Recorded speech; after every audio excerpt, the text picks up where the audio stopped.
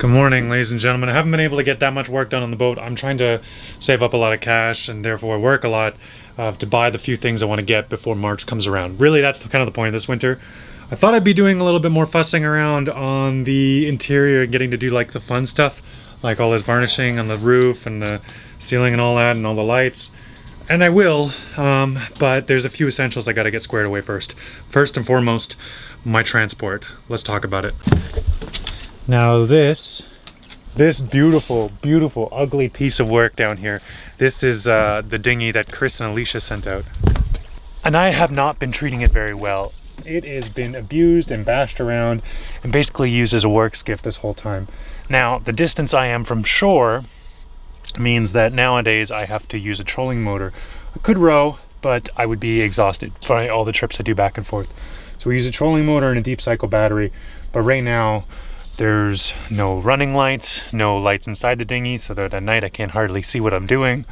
And there's no bilge pump wired in.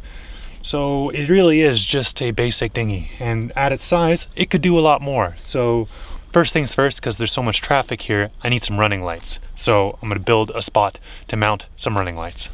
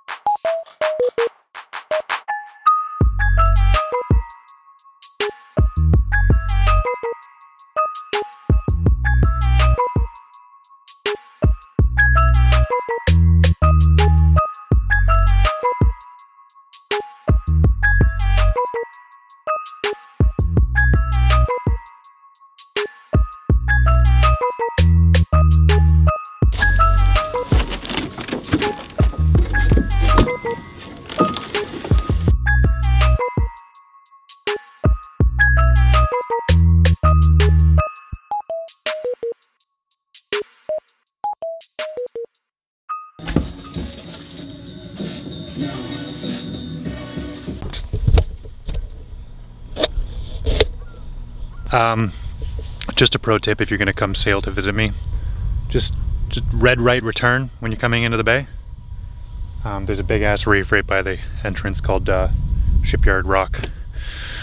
Somebody's stuck on it right now. I'm gonna go offer my help. I'm not gonna bring the camera because I don't want to embarrass them too much, but I'm gonna see what they need. All right, he's safe and sound. It only took us a couple minutes, then we sat and chatted for a while and he gave me a jar of his moonshine. That might have been responsible for him ending up on the rock in the first place, but better in my hands than his. I gotta head off to work and I will finish this project later tonight. All right, I'm gonna let that epoxy work dry, and in the meantime I'm coming here to my work and finishing off a project I've already started off camera, but I'll show you what I got up to.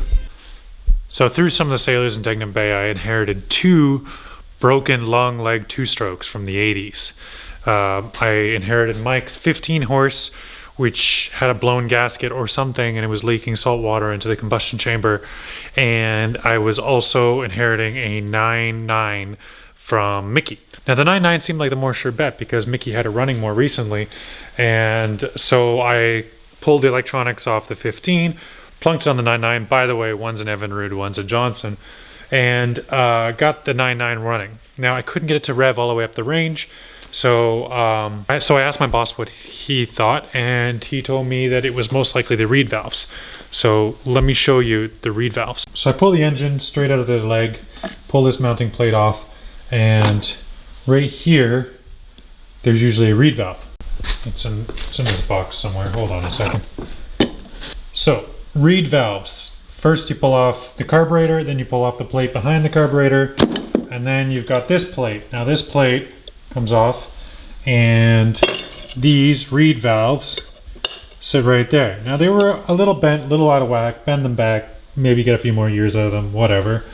However, once we got into here, you can see the bottom of, so this is the bottom end of the push rods, and as you can see it spins around, and there you go.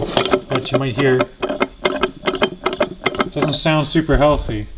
So grab these with a set of pliers, and their bearings are shot and it's rattling around.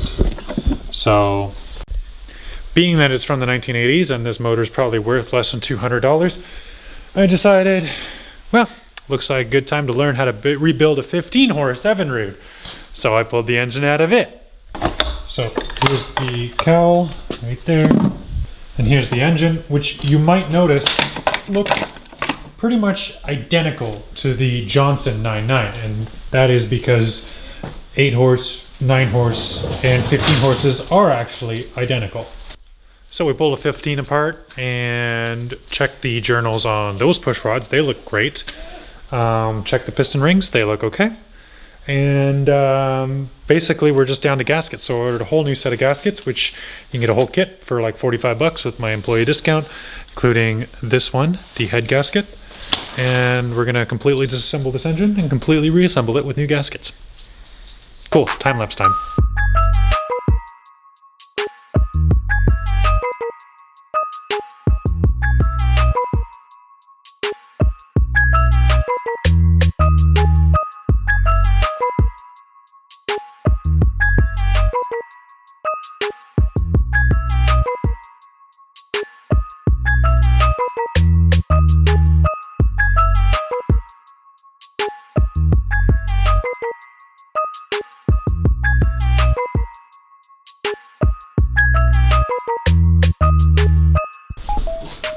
All right, the next day, as you can tell from the sunshine out there, ran into a couple problems.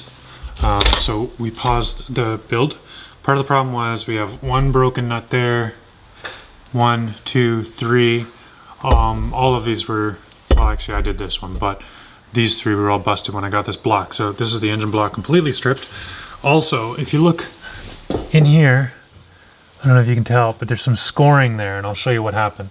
This is one of the pistons, and something got jammed in there.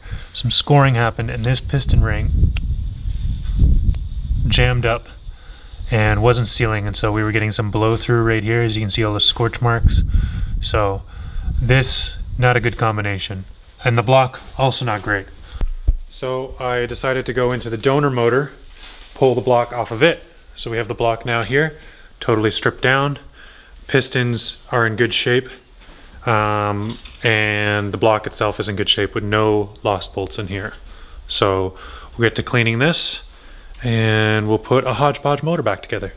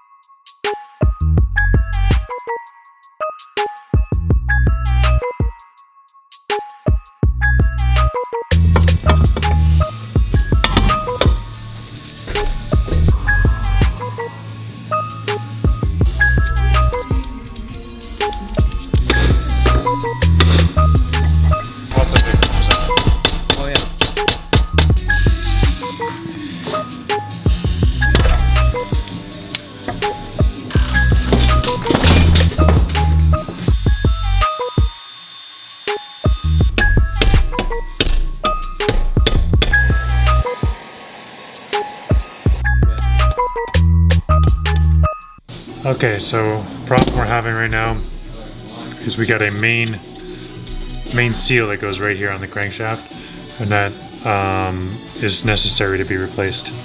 The key for this one is completely fused in here, and the crankshaft from the other one has pitting on the journals for the push rods, so where the bearings were broken and it was bashing around. So we're basically having to smash this thing into bits and pieces and carve it out, but like not even, like nothing is broken away from the edge yet, so it's gonna take a while. Alright, it's too much work. It's not happening. Drilled like 4 holes in that freaking keyhole and it's still not coming out. If you guys got tips, leave them in the comments. Maybe next time I'll be smarter about it and use your tips. But We've tried heat, we've tried lube, we've tried drilling holes, and we've tried banging the crap out of it with hammers and stock and pieces of metal and punches and all kinds of things, and just nothing's doing the trick. So I'm gonna have a beer and a burger. Maybe that'll do the trick.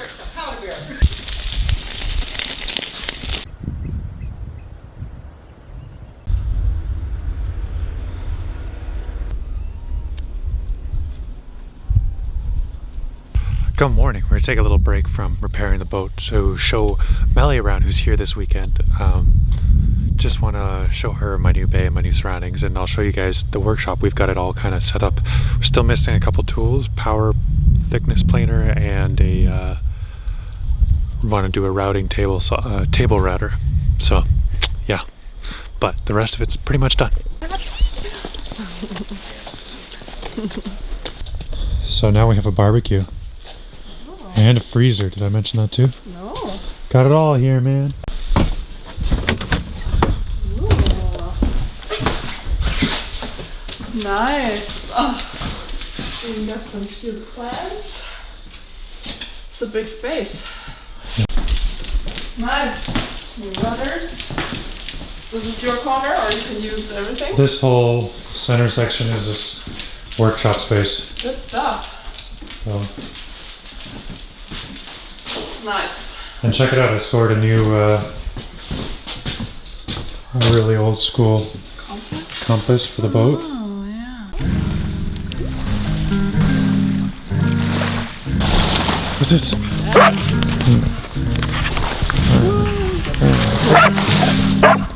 Ready? What's this? Good girl. Bring it here. Bring it here. Not quite. Come on, bring it here.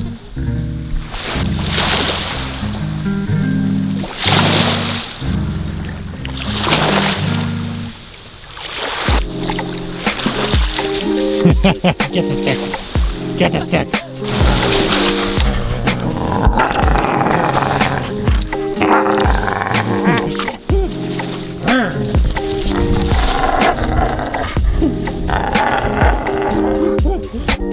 Well, Melly was here, and now Melly is gone. We had a lovely little weekend, and while I'm busy not doing a single bit of work this weekend, which was really nice, my crankshaft was getting fixed for me. Apparently you just leave something broken around the shop long enough and it gets fixed. Christmas elves must have done it. Anyway, now there's no excuse. Time to get back down to work and put this engine together.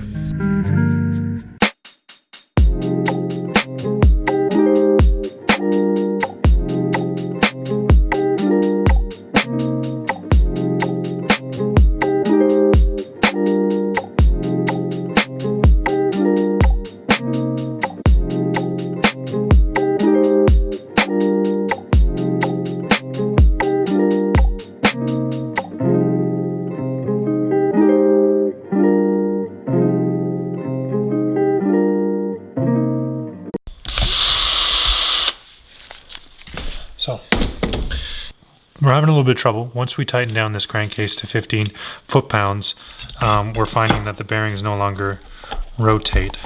So, obviously, there's some sort of other seal. Now, we looked it up, and it looks like they lay a kind of sealant bead around here, and that the tightening down on these bolts is really not that tight. So, hopefully, that will solve our problem.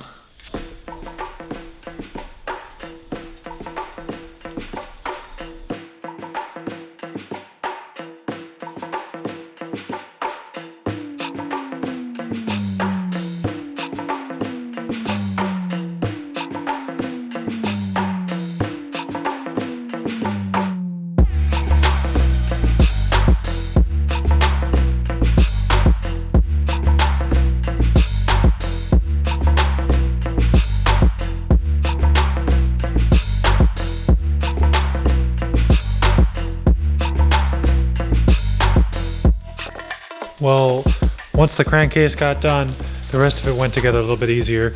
I have this gasket for the main engine to the leg. I've got the carburetor gasket and the petcock for the water jacket. Everything else is in there. So and take a little break from assembling, and I'm going to pretty it up a little bit.